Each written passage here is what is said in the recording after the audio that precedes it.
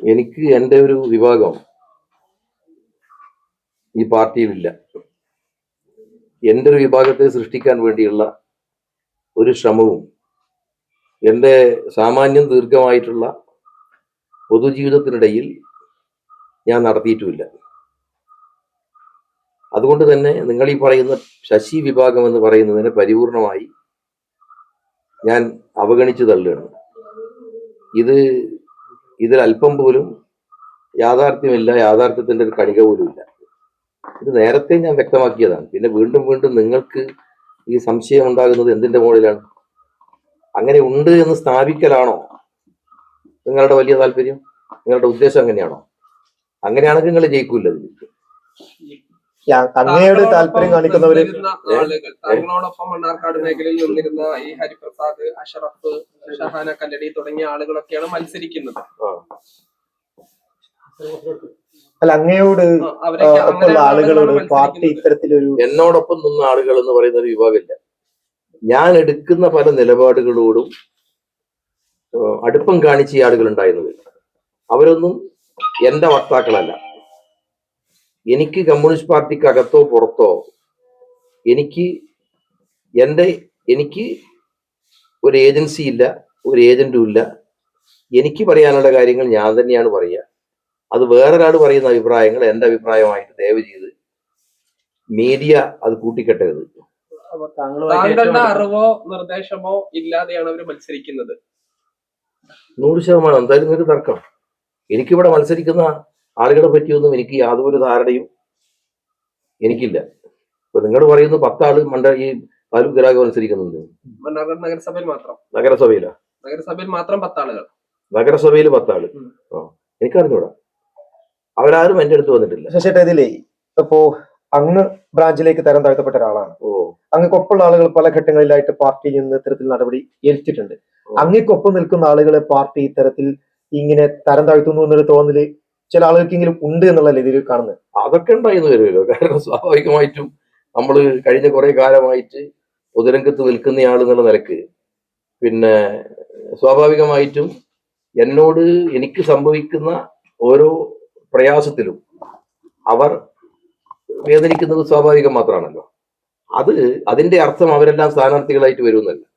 കാരണം വ്യക്തിപരമായിട്ട് അവരോടെല്ലാമുള്ള എൻ്റെ അടുപ്പവും ഒക്കെ സ്നേഹബന്ധവും ഒക്കെ തന്നെ നിലനിർത്തി പോകുന്നുണ്ട് ഞാൻ. ഒരു പാർട്ടിയിൽ ഇത്ര അധികം ആളുകൾ ഒരു അസ്വസ്ഥത കാണിക്കുകയും പാർട്ടിയിൽ നിന്ന് തങ്ങൾ ഒറ്റപ്പെട്ടു പോയി എന്ന് പറഞ്ഞ് മത്സരിക്കുകയും ചെയ്യുന്നൊരു സംവിധാനം എങ്ങനെ ഉണ്ടാവുന്നു? അത് എനിക്ക് അറിഞ്ഞൂടാ. അത് ഈ പാർട്ടി അംഗത്വത്തിന്റെ പ്രശ്നമാണോ എന്നൊന്നും ചോദിച്ചാൽ എനിക്കറിയില്ല. ഇക്കാര്യങ്ങളെല്ലാം വളരെ ഗൗരവത്തോടു കൂടി പാർട്ടി പരിശോധിക്കണം.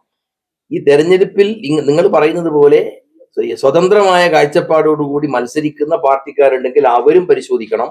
ഇക്കാര്യത്തിൽ എന്തെങ്കിലും തകരാറുകൾ സംഭവിച്ചിട്ടുണ്ടോ എന്ന് പാർട്ടിയും ഇക്കാര്യത്തിൽ പരിശോധിക്കണം. ഇനി നിങ്ങൾ ചെയ്യാൻ പോകുന്നത് എന്താ? നിങ്ങളിപ്പോ എന്താ ചെയ്യാൻ പോകുന്നത്? മീഡിയ വണ്ണല്ലേ, എനിക്കറിയാം, നന്നായിട്ടറിയാം. നിങ്ങൾ ചെയ്യാൻ പോകുന്നത് എന്താ?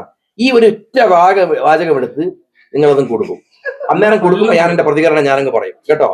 ഒരാളുടെ കാര്യം ഞാനങ്ങ് പറഞ്ഞേക്കാം. എനിക്ക് നിങ്ങളുടെ സ്വഭാവം അറിയാം, അതുകൊണ്ടാണ് ഞാൻ ഈ പറയുന്നത്. ഇപ്പോ ഈ നിലവിൽ ഈ ഷാനിഫ് ഉൾപ്പെടെയുള്ള താങ്കളുമായിട്ട് അടുത്ത ബന്ധമുള്ള ഷാനിഫ് ഉൾപ്പെടെയുള്ള ആളുകൾ മത്സരിക്കുന്നു.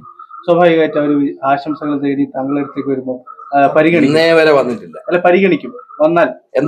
വന്നാൽ ആശംസകൾ തിരിച്ചു സമീപനം ഞാൻ അതിനോട് അനുകൂലിക്കുന്ന സമീപനം സ്വീകരിക്കില്ല. അവരെ മത്സരിക്കണ്ട എന്ന് പറയാൻ സാധ്യതയുണ്ടോ? ഏതേ ഷാനിഫ് ഉൾപ്പെടെയുള്ള ആളുകൾ മത്സരിക്കുന്നത് CPM-നാണല്ലോ. അത് അവര് വരുന്ന സമയത്ത് അന്നേരം ആലോചിക്കേണ്ട കാര്യമല്ലേ? ഇപ്പൊ ആലോചിക്കേണ്ട കാര്യമല്ലല്ലോ. താങ്കളുടെ പാർട്ടിക്കല്ല ദോഷം ചെയ്യാം, താങ്കളുടെ പാർട്ടിക്കാണല്ലോ ദോഷം ചെയ്യാം. അവരിപ്പോ വന്നിട്ടില്ലല്ലോ. അവര് വരുന്ന സന്ദർഭത്തിൽ ഞാൻ പറയും മത്സരിക്കരുത്. അല്ല, എനിക്ക് ആ സമയത്ത് പറയാനുള്ള അഭിപ്രായങ്ങൾ ഞാൻ പറയും. ഒറ്റ കാര്യം കൂടി, അതായത് ഈ ബ്രാഞ്ച് യോഗങ്ങളിലൊക്കെ താങ്കൾ കൃത്യമായി പങ്കെടുക്കാറുണ്ടോ? എനിക്കറിയില്ല ബ്രാഞ്ച് ഏതാന്ന്, എന്റെ ഘടകം ഏതാന്ന് എനിക്കറിയില്ല, എന്നെ അറിയിച്ചിട്ടില്ല. എനിക്കറിയാത്തത് കൊണ്ട് ഞാൻ പങ്കെടുക്കുന്നില്ല. എനിക്കറിയില്ല. എനിക്ക് എന്റെ ഘടകം തീരുമാനിച്ചാൽ പിന്നെ ഉറപ്പായിട്ടും ഘടകത്തിൽ പങ്കെടുക്കുമല്ലോ ഞാൻ. അതിനകത്ത് സംശയം. താങ്കൾ താമസിക്കുന്ന വീടിന്റെ സമീപത്തുള്ള ബ്രാഞ്ച് ആയിരിക്കില്ല സ്വാഭാവികമായിട്ടും. ഞാൻ താമസിക്കുന്ന വീടിന്റെ പരിസരത്തുള്ള ബ്രാഞ്ച് അല്ല. അങ്ങനെ പറഞ്ഞു കേൾക്കുന്ന നിങ്ങൾ പറയുന്ന ഈ പത്രങ്ങളിൽ വന്ന വാർത്ത മാത്രമേ എന്റെ മുമ്പിലുള്ളൂ. നിങ്ങൾ പറയുന്നതാണ് ബ്രാഞ്ച് എങ്കിൽ ആ ബ്രാഞ്ച് എന്റെ താമസിക്കുന്ന ഞാൻ പ്രദേശത്തുള്ള ബ്രാഞ്ച് അല്ല. പക്ഷെ ആ ബ്രാഞ്ച് തന്നെയാണ് എന്നുള്ളതിന് യാതൊരു ഗ്യാരണ്ടി എനിക്കില്ല. പാർട്ടി ഇതുവരെ അങ്ങനെ നടപടിയെടുത്ത് ബ്രാഞ്ചിലേക്ക് തരം താഴ്ത്തിയെന്ന് പറഞ്ഞാലും അതൊന്നും അറിയിച്ചിട്ടില്ല. എന്നെ അറിയിച്ചിട്ടില്ല. ആ ബ്രാഞ്ചിൽ ഉണ്ടെന്ന് പോലും താങ്കൾക്ക് ഇപ്പോഴും അറിയില്ല. എനിക്കറിയില്ല. അപ്പൊ അതുകൊണ്ട് പങ്കെടുക്കുന്നില്ല.